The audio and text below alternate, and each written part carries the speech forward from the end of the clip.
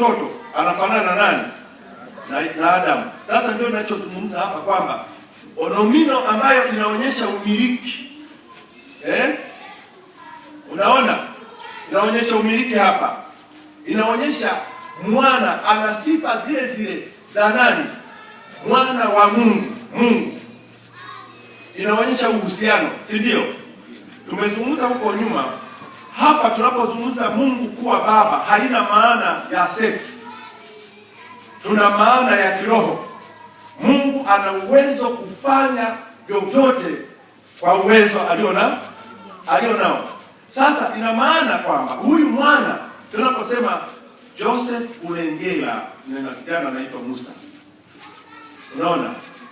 Musa ni mwanangu. Inaonyesha mahusiano nilio nayo, si ndio?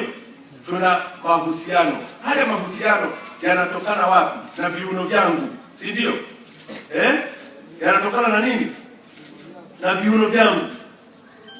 Na ndio maana jana waimbaji tukawaonyesha kwamba hiyo mchezo unaochezwa mbele ya kibweka na waimbaji wa dunia haifai. Kwa sababu ni jambo ambalo linapaswa kufanyika kule kitandani. Wangapi wanaona aibu?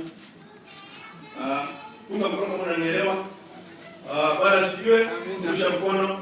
Wala ambao wako kwenye kiti tu wamerudikana nao wanyoshe mkono. Sasa huyu mwana ambaye tunamsoma hapa hakutokana na mahusiano ya kimwili. Ametokana na mahusiano ya uweza wa nani? Mungu alifanya kwa uweza wake akatokea kama binadamu. Hata Maria alishangaa. Alisema jana mlisikia hapa. Hiyo kitu niliweka makusudi kabisa. Itakuwaje? Sijui nani? Sijui mume, itakuwaje? Ndipo malaika akamwambia hilo litafanyika kwa uwezo wa nani? Wa Roho Mtakatifu. Kwa hiyo neno hapa japo kwa macho ya kawaida ya wasomi wa kawaida huwezi ukaona, lakini anasema hivi, narudia, na kudhihirishwa kwa uweza kuwa mwana wa nani? Wa Mungu. Hiyo mwana wa Mungu inaonyesha umiliki, si ndio? Iko kwenye genetic. Inaonyesha mwana na Mungu wana tabia zinazofanya nini? Unaona? Kwa sababu hiyo, maana tumetajwa kule mbele, hapo nyuma. Hata malaika mwenyewe alisema kitakachozaliwa ni nini? Ni kitakatifu. Kwa hiyo inaonyesha sifa za Mungu na sifa za mwana zinafanana, wana mahusiano. Si kwa sababu ya ngono, kwa uweza wake aliye wapi? Aliye juu. Unaona? Sasa nimejitanganya kweli. Wangapi wamenipata? Bwana sifiwe. Kwa hiyo ana hali mbili ya ubinadamu kwa kufananishwa na ndugu zake. Fungua Waebrania 2:14. Waebrania 2:14. Waebrania 2:14. Ni mwenyewe tukisikia tunajua umeme unatokea zile pande mbili hasi na chanya zinapofanya nini? Zinapokusana. Hapa tunazungumza hasi na chanya, uundo wa binadamu. Sasa angalia 14. Basi kwa kuwa watoto wameshiriki damu na mwili, yeye naye vivyo hivyo alishiriki hayo, ili kwa njia ya mauti amemharibu yeye aliyekuwa na nguvu za mauti, yaani nani? Ibilisi. Kwa kufananishwa na ndugu zake amharibu.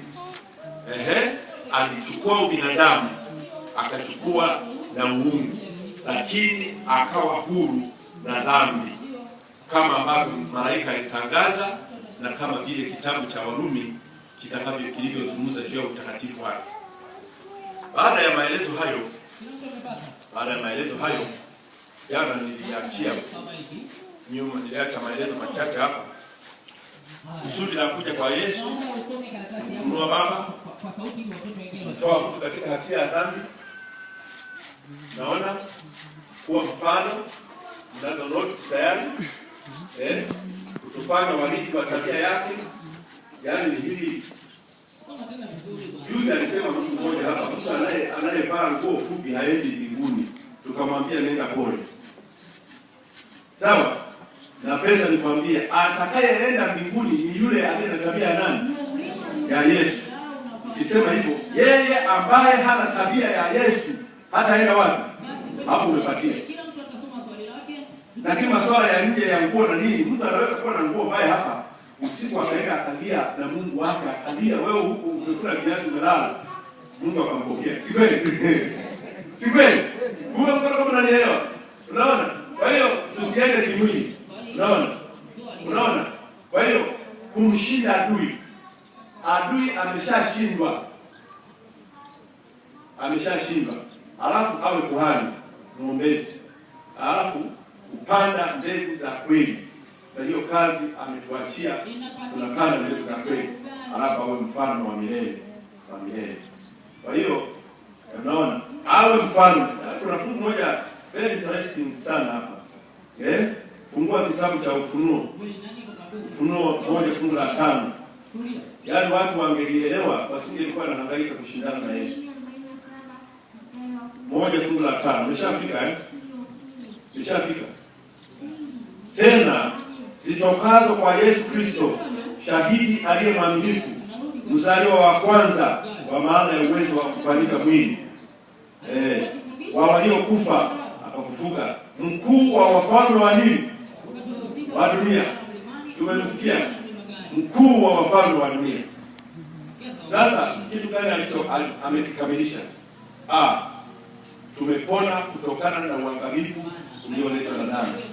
Haya maumivu tunayopata sasa hivi, tunaanguka kwenye magari, wengine tunaumia, tunakatika mikono, wengine tunakufa, hiyo ni ya muda tu. Bwana asifiwe. Atakuja. Jina lako kama umekufa na tabia ya Yesu, atakapoita unatoka. Bwana asifiwe. Kufanya kuwa umoja na Mungu. Sisi tunaunganishwa na Mungu. Tunafanya kuwa umoja na Mungu. Je, katika Kristo familia ya mbinguni na duniani zimeunganishwa? We are one family. Na mjana walipata mama hapo alipa. Serikali ya Mungu imethibitisha kuwa ya nini? Ya haki. Haya maelezo yanahitaji makusudi maalum na dini. Nasoma. Madai ya shetani yalifutiliwa mbali. Kwamba Mungu ni mkatili, ni kiongozi, ni dikteta, hata kidogo. Ile kanuni ya Yesu kushuka chini ilivunja na kusema madai ya Ibilisi. Sayari yetu itaheshimiwa kuliko sayari zote. Hapa ndipo yatakuwa makao makuu ya serikali ya Mungu. Semeni amina. Umeona? Sasa jana tukaangalia kama tulipata mfano huo.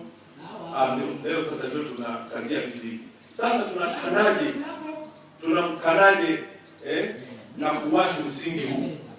Ni kwa namna gani tunamkana Yesu na kuwasi msingi huu? Tunapoishi kinyume, tunapokuwa na mahusiano, tunapokuwa na mahusiano duni. Mahusiano namna gani? Duni, mabaya. Semeni mstari unaotaja Yesu alikuwa na mahusiano mabaya na wasichana. Baadaye semeni mstari. Semeni. Hamna, si ndio? Tunapokuwa na mahusiano mabaya na watu, tunamkana Kristo. Nilitaja juzi mfano wa mtumishi mwenzetu ambaye alikuwa haendi kwenye vilio. Siku alipofiwa wananchi hawakuja. Hayo sio mahusiano mabaya. Unaona? Biblia inataja kwamba alituachia kielelezo. Mtasoma hayo mafungu hapa. Unaona? Yesu anasema wanafunzi hampiti mwalimu wake. Yeye alikuja kumdhihirisha Baba. Unaona? Hivyo ndio kazi yetu. Tunapata mifano halisi tu kwenye Biblia. Petro alisema, "Mimi Bwana nitakufa kwa ajili yako." Siku alipokamatwa Yesu alifanyaje? Alimkana. Unaona? Kwa hiyo tunamkana Yesu tunapoishi tofauti na jina letu. Mkristo maana yake ni watu tulio na mahusiano na Yesu. Mahali popote Yesu sio mzinzi. Yesu sio Mungu. Kwa hiyo kipimo ni hicho. Usiseme mimi ni msabato. Msabato hakupeleki mbinguni. muungano wako na Yesu ndio unakupeleka wapi? Yesu sio joho. Kuna kapicha fulani mlikaangalia. Amina. Ndio. Wengi tunapigana nyumbani. Tunazozana kutokana na pesa. Wengine ni watoto. Ratiba ya mpango wa kazi na kadhalika. Hiyo tunamkana Kristo. Sasa yeye alimtii baba yake, tena akasema mimi na baba tu kitu namna gani? Kitu kimoja. Naona? Na sisi Waadventista tunasema kila unalolitenda liwe authorized na maandiko. Yaani dini ya Yesu ni dini ya akili. Si ndio jamani? Kwa sababu gani tuko wa Sabato hapa? Ni kwa sababu imeandikwa, si ndio? Huwezi kuwa na Yesu ndani ukawa vinginevyo. Mpaka tunajua na lile fungu linalosema mwezi kwa mwezi wanadamu wote watakuja mbele zangu siku ya nini? Kwa hiyo tunajua kabisa Mungu ni Sabato, si ndio? Kwa sababu ya akili tunajua. Lakini sasa mtu mvulana anakwenda anamwambia msichana na